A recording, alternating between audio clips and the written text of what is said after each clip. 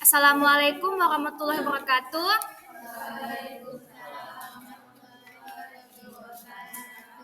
Selamat siang semuanya. Baiklah, kami di sini akan mempresentasikan hasil diskusi kami yang beranggotakan saya sendiri Desa Fitri, Cindy Sapitri, Sari dan Piki Liani. Yang pertama, pengertian dan pentingnya karya ilmiah. Karya ilmiah merupakan gabungan dari kata karya dan ilmiah. Dalam KBBI 2022 menjelaskan pengertian karya secara etimologi yaitu pekerjaan, dua hasil perbuatan, buatan ciptaan, terutama hasil karangan. Sedangkan kata ilmiah secara etimologi adalah bersifat ilmu secara ilmu pengetahuan, memenuhi syarat kaidah ilmu pengetahuan.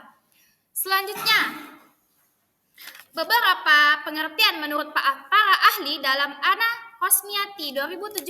Yang pertama ada Munawar Samsudin menjelaskan bahwa penulisan ilmiah merupakan sebuah naskah yang membahas suatu masalah tertentu atas dasar konsepsi ilmiah tertentu dengan memilih metode tertentu dari presentasi secara keseluruhan pada teratur dan konsisten.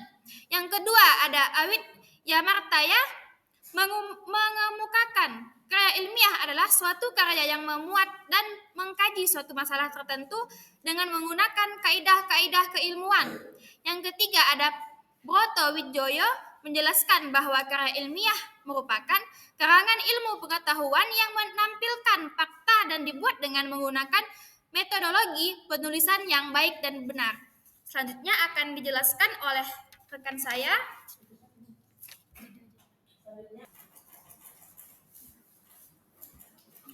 Selanjutnya ada Eko Susilo M menjelaskan karya ilmiah merupakan suatu tulisan atau karangan yang didapatkan sesuai dengan sifat keilmuannya dan didasari dari berbagai hasil pengamatan, penelitian, dan peninjauan terhadap bidang ilmu tertentu yang disusun dalam menggunakan metode tertentu dengan memperhatikan sistematika penulisan yang baik dan santun, serta dapat dipertanggungjawabkan keilmiahannya. Selanjutnya ada Jones menjelaskan karya ilmiah merupakan karangan ilmiah yang ditunjukkan untuk masyarakat tertentu ataupun profesional yang biasanya bersifat karya ilmiah tinggi.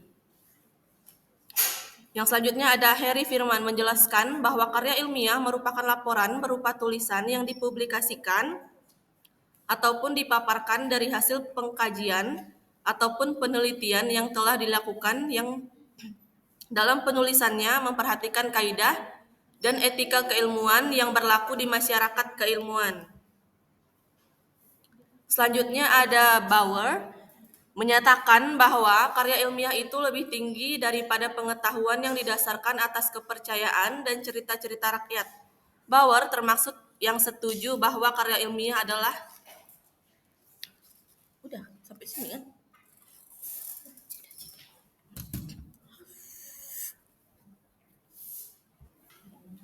Selanjutnya ada pentingnya karya ilmiah. Karya ilmiah tidak bisa dipisahkan dalam dunia pendidikan. Karya ilmiah memiliki peranan yang sangat penting dalam perkembangan dunia pendidikan.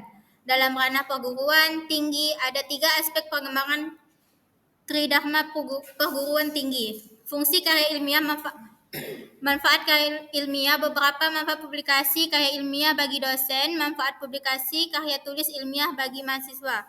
Yang pertama, adapun fungsi karya ilmiah menurut Widodo, yang pertama adalah karya ilmiah berfungsi sebagai bahan rujukan atau referensi untuk persiapan dalam penulisan karya tulis maupun kegiatan yang bersifat ilmiah. Contohnya saja seperti penelitian maupun kegiatan seminar. Yang kedua, selanjutnya karya ilmiah itu berfungsi sebagai fungsi edukatif, di mana ketika kita menulis karya ilmiah, maka wawasan yang didapat akan meningkat terhadap berbagai bidang keilmuan. Yang ketiga, karya ilmiah juga berfungsi sebagai fungsi sentral, maksudnya adalah bahwa karya ilmiah mampu memperluas wawasan kepada masyarakat umumnya dalam perkembangan ilmu, sebab dalam karya ilmiah orang bebas menyampaikan ide atau gagasan pada kalangan tertentu atau masyarakat luas. Selanjutnya, publikasi karya tulis ilmiah memiliki beberapa manfaat bagi dosen dalam Advan Effendi dan kawan-kawan 2021, yaitu yang pertama meningkatkan kompetensi dosen, yang kedua meningkatkan daya ingat, yang ketiga meningkatkan keterampilan membaca, yang keempat mengembangkan kreativitas, yang kelima meningkatkan produktivitas. Lebih lanjut, Advan Effendi dan kawan-kawan 2021 memaparkan manfaat publikasi karya tulis ilmiah bagi mahasiswa. Adalah yang pertama meningkatkan kompetensi mahasiswa, yang kedua sebagai latihan mahasiswa dalam menyusun proyek akhir, yang ketiga sebagai nilai tambah dalam portofolio, yang keempat sebagai dasar atau pijakan dalam menempuh karir di bidang akademik, yang kelima meningkatkan kreativitas mahasiswa. Selanjutnya dijelaskan oleh Cindy. Selanjutnya ada jenis-jenis karya ilmiah. Karya ilmiah dibagi ke dalam beberapa jenis, diantaranya yang pertama yaitu artikel. Artikel atau jurnal ilmiah. Dalam istilah jurnalistik, artikel adalah tulisan berisi pendapat subjektif penulisnya tentang suatu masalah atau peristiwa. Dalam konteks ilmiah, artikel adalah karya tulis yang dirancang untuk dimuat dalam jurnal atau buku kumpulan artikel yang ditulis dengan tata cara ilmiah dan mengikuti pedoman atau konversi ilmiah yang telah disepakati. Artikel ilmiah diangkat dari hasil penelitian, pemikiran, dan kajian pustaka atau hasil pengembangan proyek. Yang kedua, makalah. Makalah adalah karya tulis ilmiah yang menyajikan suatu masalah yang pembahasannya berdasarkan data di lapangan yang bersifat empiris objektif. Makalah biasanya disajikan dalam sebuah seminar atau dipresentasikan di kelas atau tugas perkuliahan. Dapat juga diartikan sebagai karya ilmiah mahasiswa mengenai suatu topik tertentu yang tercangkup dalam ruang lingkup suatu perkuliahan. Yang ketiga, skripsi. Skripsi adalah karya tulis ilmiah mahasiswa untuk menyelesaikan jenjang studi S1 atau sarjana. Skripsi berisi tulisan sistematis yang mengemukakan pendapat penulis berdasarkan pendapat atau teori orang lain. Pendapat yang diajukan harus didukung oleh data dan fakta empiris objektif, baik berdasarkan penelitian langsung atau observasi lapangan atau percobaan di laboratorium. Juga diperlukan sumbangan material berupa temuan baru dalam segi tata kerja atau hukum tertentu tentang salah satu aspek atau lebih di bidang spesialisnya. Yang ketiga,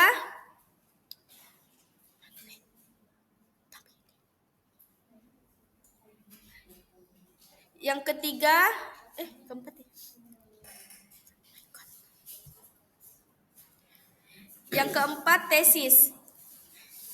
Tesis adalah karya tulis akademik hasil studi dan yang dilakukan secara mandiri yang ditulis dan disusun secara sistematis berdasarkan metode ilmiah, baik melalui penelitian induktif maupun deduktif yang dilakukan oleh mahasiswa di bawah pengawasan pembimbingnya. Tesis juga merupakan salah satu syarat akademik yang harus dipenuhi untuk mendapatkan gelar magister atau strata 2 yaitu S2 bagi yang menempuh jalur tesis. Kemudian disertasi adalah karya tulis akademik hasil studi atau penelitian yang lebih mendalam yang dilakukan secara mandiri serta berisi sumbangan baru bagi berkembang ilmu dan pengetahuan atau penemuan jawaban baru bagi masalah yang sementara telah diketahui jawabannya atau mengajukan pertanyaan-pertanyaan baru terhadap hal-hal yang dipandang telah mapan di bidang ilmu, pengetahuan teknologi, dan seni yang dilakukan oleh calon dokter S3 di bawah pengawasan pembimbingnya. Disertai disusun berdasarkan kerangka pemikiran baru yang mengacu dari teori-teori lain yang sudah ditemukan sebelumnya. Namun kerangka pemikiran tersebut diformulasikan sendiri oleh penulisnya atau original. Kesimpulan, karya ilmiah adalah hasil penelitian sistematis yang objektif dan berbasis data untuk mengembangkan penelitian dan memecahkan masalah.